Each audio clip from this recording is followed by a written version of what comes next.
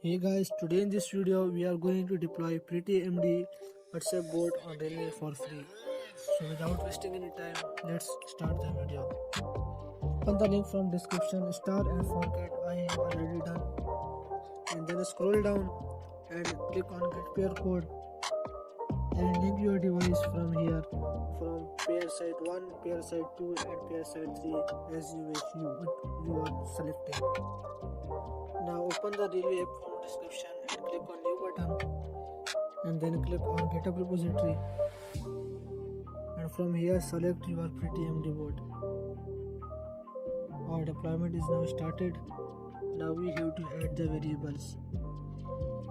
Click on variables and add new variables and type session-id